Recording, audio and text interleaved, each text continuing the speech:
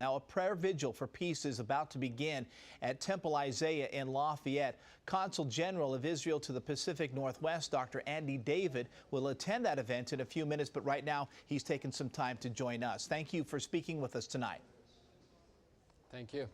There have been a steady stream of missiles fired from both sides again today, as we mentioned. Many international leaders are now involved trying to broker some kind of a ceasefire. Have you heard anything new? Are we any closer to some sort of a resolution? Have you gotten an update? Yes, I did. I got an update from Israel. It seemed that we were close to reaching some kind of a ceasefire agreement, but at the last moment, Hamas posed some very ridiculous conditions. Therefore, we are not at that place yet. So what does that mean? We mentioned the possible ground incursion. How long does Israel hold out before they move forward with that? Well, the purpose of this operation is to bring security and safety to the people of Israel.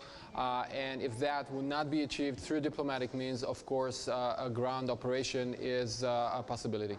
You know, the civilian toll continues to rise on both sides. We're seeing some just horrific and tragic video of children injured and dead. Hamas blaming Israel for killing civilians and children. How would you respond to those claims? Well, there's a very simple solution to that. If they stop the rockets, it all ends. That's it. They need to stop the rockets. We cannot live like that, and that's the solution. It's very simple. And I know, that, to be fair, that Hamas has fired a lot of rockets into civilian areas of Israel. But the question then is, did Hamas draw Israel into a fight like this in order to engage in an aggressive PR smear campaign? Well, if it's a PR campaign, it's a very cynical one, because they kill children on our side, children on their side are being killed. It's unacceptable. And there may be some other forces behind Hamas, like Iran, who is very happy at this moment to see that Hamas is fighting Israel. They divert attention to that region. I'm sure that in Syria, the government of Syria is not very sad about what's happening now in Gaza, because, again, it diverts attention from them.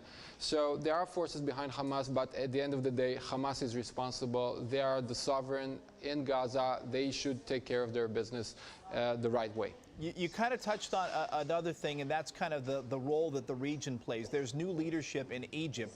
New President Mohamed Morsi is more supportive of Hamas than any previous leadership in Egypt. So talk a little bit about his role and if he's going to be effective in hoping to broker some kind of a deal.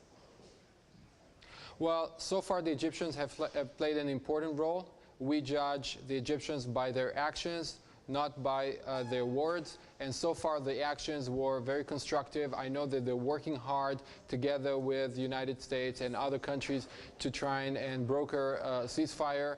And I hope that they will be successful together with us to reach some solution to that. You know, we're seeing more and more protesters from internationally heading to the area, more fighters sympathetic to the Palestinians in Gaza, trying to pour in through Egypt. Have the dynamics of the region changed since the Arab Spring?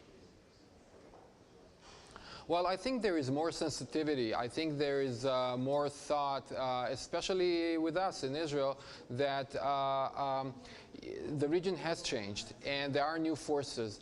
The question is, what are those forces? Are those forces of democracy or forces of extremism?